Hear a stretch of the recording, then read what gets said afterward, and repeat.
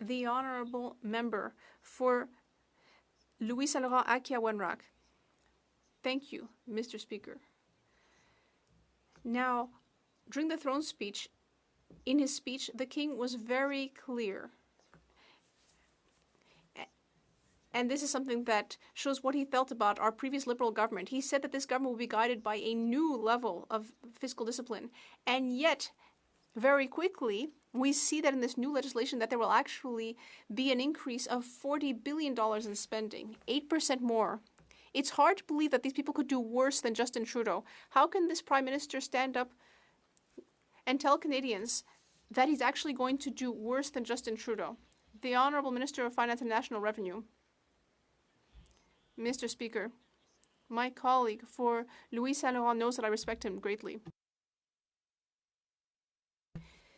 Yes, I'm sorry, I got the writing name wrong.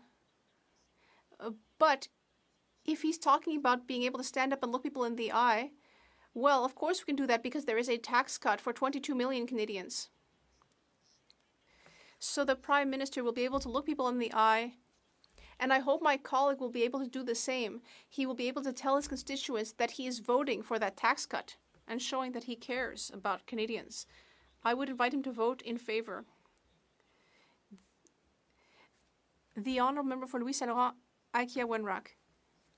Well, Mr. Speaker, the king was quite cutting when he said that we need a new approach to fiscal discipline. You'd think that this would be an opportunity to change how things are done. But on the contrary, this government is actually increasing the amount spent on consultants. I could never have thought that the Minister of Finance would actually do something that was worse than what Justin Trudeau did. Will he get up, look Canadians in the eye, and say that he will finally start being a responsible steward of the fiscal the fiscal system, not like Justin Trudeau?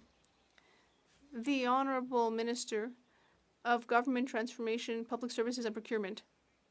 Thank you, Mr. Speaker.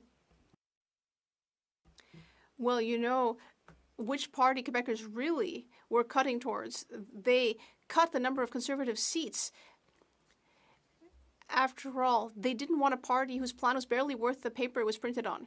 Instead, they chose a plan to make the government more efficient, make the economy more resilient, and make life more affordable. And that's what we're doing with a tax cut for 22 million Canadians, $840 per family.